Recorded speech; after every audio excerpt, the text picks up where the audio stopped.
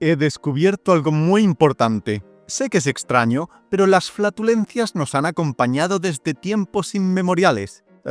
No las flatulencias. Bueno, sí las flatulencias, pero me refiero en forma de chiste. Desde bufones especializados a artistas pedorreteadores profesionales en todos los campos, a el peor rasca y gana de la historia. Por supuesto, podéis comentarme abajo vuestro chiste de este tipo favorito. Siempre os leo, esta vez desafortunadamente. En cuanto a la historia, por suerte o por desgracia, empieza justo en el principio. En la Babilonia de hace 4000 años, alguien utilizó un palito para escribir en una tablilla de arcilla con el lenguaje más antiguo conocido la primera frase con la estructura de algo que solo podemos llamar un chiste, la primera broma escrita de la historia. Y efectivamente es sobre lo que trata el vídeo. Dice así: hay algo que ha ocurrido desde tiempos inmemoriales, que una joven esposa se haya peído en el regazo de su marido. No es una broma que aguante hoy en día, pero es su cultura y hay que respetarla o algo así.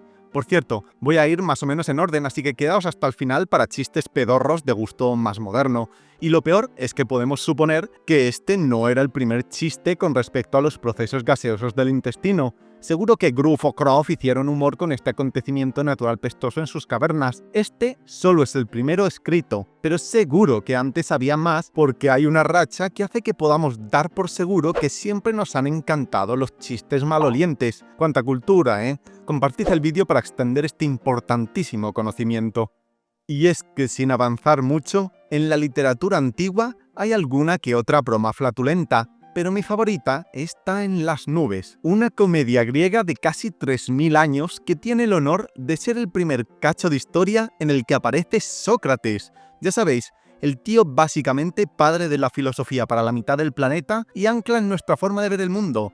Pues en esta obra teatral, su autor, Aristófanes, no para de reírse del filósofo. ¿Por qué? Bueno, el autor era un conservador de esa época. Al contrario que los conservadores actuales, a él le encantaba darle cariñito a otros hombres. Al igual que algunos de hoy en día, no le gustaba que la gente pensase demasiado, por lo que tenía algo de inquina a Sócrates, que siempre estaba dando por saco. Parodia al filósofo aficionado a la cicuta, poniendo a un muchacho alucinando por sus increíbles descubrimientos. En este caso, cómo los mosquitos hacen su molesto ruidillo. Dejadme de nuevo que cite. Sostenía que el intestino del mosquito era estrecho, que a través de él, que es angosto, el aire se encamina con fuerza derecho al ojete, y después, quedando un hueco tras esa angostura, el culo resuena por la fuerza de la ventosidad. Una trompeta es entonces el culo de los mosquitos. ¡Oh, qué requete feliz gran investigación! Like Timmy Dean también os hace requete feliz esta investigación. Eso sí, entre estos dos hay un final feliz. Aristófanes y Sócrates luego probablemente se llevasen bien. Mi prueba es la obra de Platón El banquete, donde se representa a ambos charlando amistosamente sobre el amor. Y por cierto, Aristófanes da una opinión absolutamente esquizo para justificar que el amor gay masculino es el más perfecto, la cosa más griega jamás escrita. Pero no nos desviemos, estamos para hablar de lo importante, los pedos. No olvidéis suscribiros para más información vital. 500 años después, la civilización romana no dudaba en reírse de sus enemigos con cochinadas. En esta roca llamaban a un tal Secundus el cagón, junto a un pictograma que no soy capaz de reconocer, como un elefante o algo así, ¿no? Incluso grandes autores, por supuesto, referenciaron el aire trasero. Un buen ejemplo es Apocolocintosis, una sátira al emperador romano Claudio, escrita por Séneca. Sí, el famoso filósofo estoico. Porque no, los estoicos de verdad no están amargados ni tienen un podcast para demostrar lo muy sucio que tienen el prepucio. Los estoicos de verdad aprecian las virtudes de la vida y, por supuesto, los pedos. En la obra narra el fallecimiento del susodicho emperador, que no le caía muy bien, de esta manera, y su espíritu burbujeó, y esa sombra de vida llegó a su fin. Las últimas palabras que se le escucharon en nuestro mundo fueron estas. Tras hacer un estruendo por su parte trasera, que hablaba por él con mayor facilidad, se lamentó. ¡Ay dioses, creo que me lo hice encima! Se fue viento en popa, nunca mejor dicho.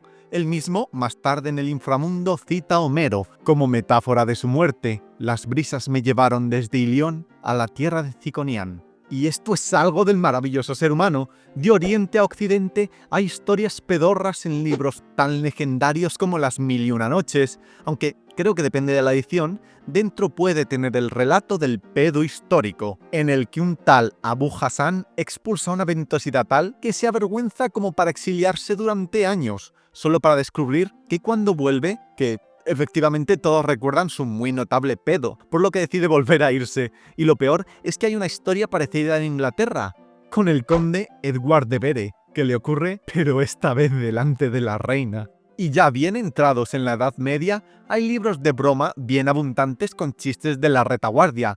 Gran ejemplo, el Facetiae, de Poggio Braciolini, con varios textos sobre el aire trasero. Pero sinceramente, en esta época no puedo ser más fan en cuanto a flatulencias humorísticas se refiere que de Roland el Pedorro, honorable flautista y bufón del rey Enrique II de Inglaterra. Quizás os preguntéis, entre los miles de almas humildes, ¿cómo es que sabemos de la existencia de un hombre tan simple? Pues porque no lo era tanto. A él se le nombra en el libro de los honorarios, donde se detallan las condiciones para personas que poseían tierras. Roland tenía una ardua tarea como condición a cambio del señorío con fincas de decenas de hectáreas. En Navidad, todos los años frente a la corte, tenía que representar el que me gusta pensar es su magnus opus, Saltorum Siffletum Petum.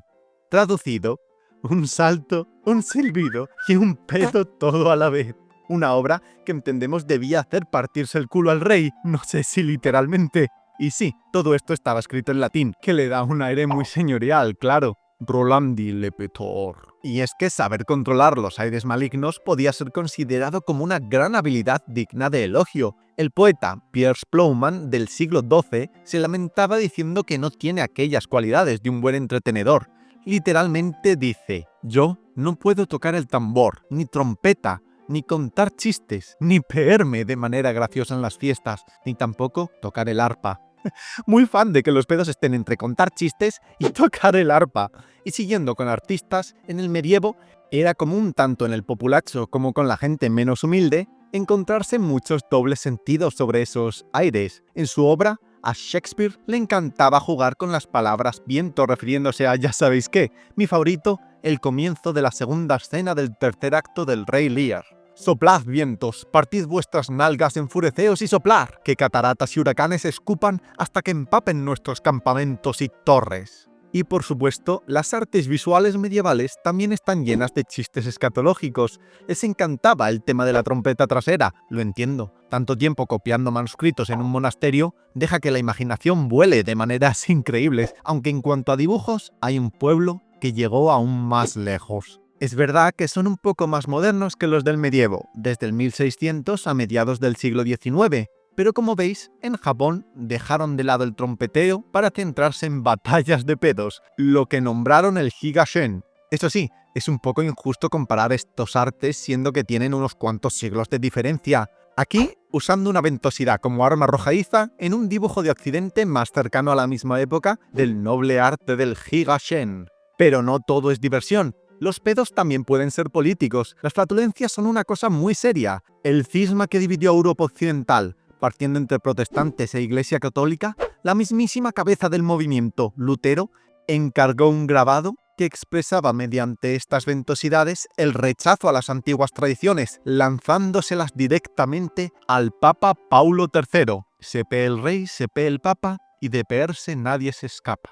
Y es que las grandes figuras disfrutan tanto como nosotros, los meros mortales, del humor de retrete. Mozart no solo revolucionó la música, también revolucionaba las fiestas nobles y la cabeza de sus parientes con todos los chistes escatológicos, pedorros y asquerosos que podáis imaginar. Uno de mis primeros vídeos es contándoos muchas de sus barbaridades relacionadas con la zona donde la espalda pierde nombre. Por supuesto, en las Américas también practicaron esta tan elegante costumbre del chiste pestoso.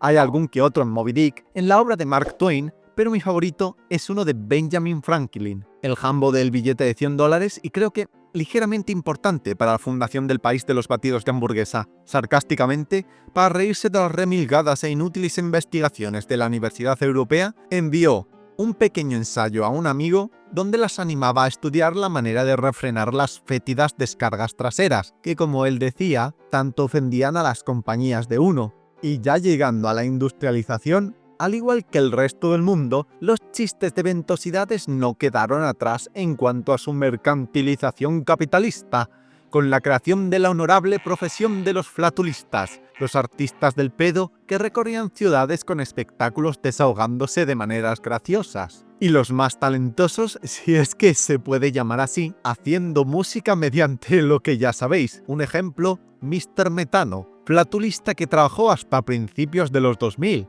pero el más legendario es el francés Le Pitomani, que significa algo así como el pedomaníaco. Aquí podéis verlo, un hombre que a principios del siglo pasado, con su increíble capacidad de control de los músculos abdominales, deleitó interpretando himnos como la Marsellesa con el culo, o apagó velas con los gases de su retaguardia, como espectáculo para notables figuras históricas como Freud o el príncipe de Gales. Por supuesto, hoy en día no somos menos que nuestros antepasados, y los pedos siguen presentes tanto en el humor como en el arte. Un ejemplo, el Hundertprozent Hunderbene, traducido algo así como la montaña rusa del pedo de perro, que podéis gozar si visitáis Dinamarca y disfrutar de la imitación de heces sobre la que pasa y los sonidos de flatulencias durante el funcionamiento de la atracción. Seguro que sabéis muchos más ejemplos, pero por desgracia, no puedo sacarme de la cabeza el nuevo cómic de Harley Quinn, la villana icono sensual que en este título tiene una aventura relacionada con sus pedos. Y por si fuese poco, Dios santo, por si fuese poco, es rasca y huele. Os prometo que es verdad. Un cómic de April Fools, pero es cierto. Y es que no es bonito que se pueda hacer humor con casi cualquier cosa. Eso sí, tiene que tener gracia. No creo que merezca la pena intentar matar de risa a nadie en un funeral. Acabáis de ver que manejando el contexto y con empatía, incluso un chiste de pedos deja buen sabor de boca. Y ya estaría. Para seguir sorprendidos con la humanidad, aquí os dejo un vídeo de las cosas más raras para las que hemos usado estatuas. Pero eso no es...